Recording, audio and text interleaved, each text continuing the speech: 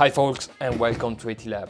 I fell into the hands of this beast of battery-operated portable power station, effectively a power bank on steroids with an energy storage capacity of over 2 kWh. But making toasts around the woods consumes energy that I have to recharge. From the 230 volts main network, you can charge the batteries with a power of up to 1 kW, so it's all charged in just 2 hours. And there is no need for external adapters, because a classic power cable is enough. You find it in the special object holder box that is there above the battery. But hey, where are my cables? To charge it, the best thing is to use external energy sources that you don't have to pay for. So I dismantled my micro photovoltaic system, load the heavy 22 kg battery into the car and set off on an adventure to find places where there is energy to harvest. Guarda se pesano.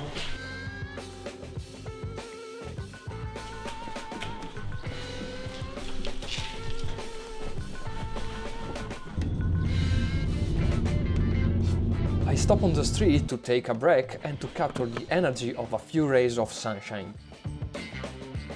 Hey man, can I charge my mobile phone? On the front panel there are two 100-watt USB Type-C power delivery ports, as well as another 4 USB ports, two of which are Quick Charge 3.0. You can charge it outdoors, but if you don't have photovoltaic panels, you can always... Well, you got the idea, just don't get caught.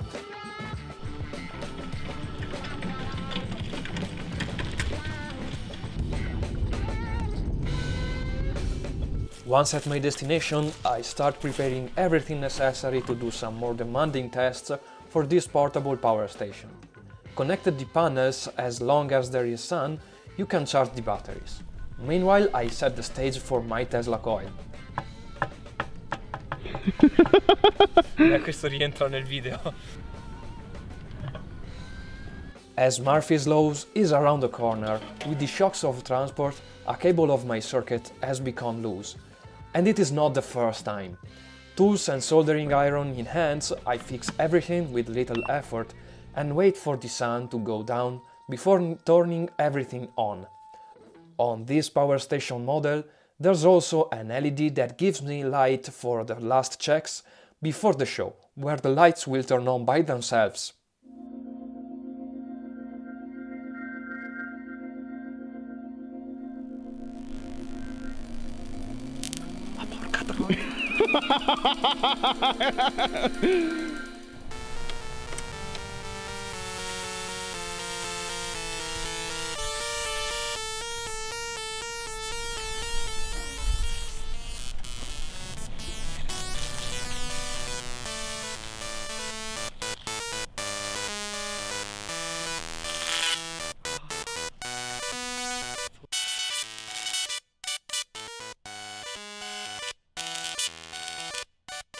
A really tough test passed. Powering the Tesla coil with all the interference it generates is not a small thing. I grounded the system with steel rods and the battery was placed at about 10 meters from the coil that fire lightning. Since with a battery of this type you can really do everything, it is time to get back to the laboratory and make some measurements on the bench. I check with the oscilloscope and a custom probe 1 to 100 the sine wave generated in search of harmonics, especially the high-frequency ones. This is important because some competitive devices have the huge disadvantage of generating whistling at very annoying audible frequency. Thankfully, Oukitel, however, is silent and the harmonics are out of the audible range at around 19 kHz. Beware that I can only do this test because the battery system is isolated from the protection earth of my network. Since I have the oscilloscope connected, I also try inserting some loads to see how the inverter behaves. I measure the current with a Hall effect probe and test with a 1 kW heater resistor. As you can see, at the insertion of the load, the inverter does not make any crease, and there's just a slight oscillation and a current of about 5 A is applied without any problems. Before other tests, some technical specification of this device. LiFePO4 batteries are installed there for duration with over 300 discharge and charge cycles guaranteed. Having the mains power socket, it can also be used as an UPS, and this is an enormous advantage of Oukitel. The alternating output holds 2 kW and a 4 kW peak. But what about powering a motor, for example, of an angle grinder that has a much higher starting current? Experiment not to be done at home, let's say part 27. First of all, the angle grinder starts up without problems. But looking a little closer at the waveforms, some distortion is visible. The peak current easily exceeds 20 A and a high frequency oscillation appears, which distorts the waveform of both the voltage and current.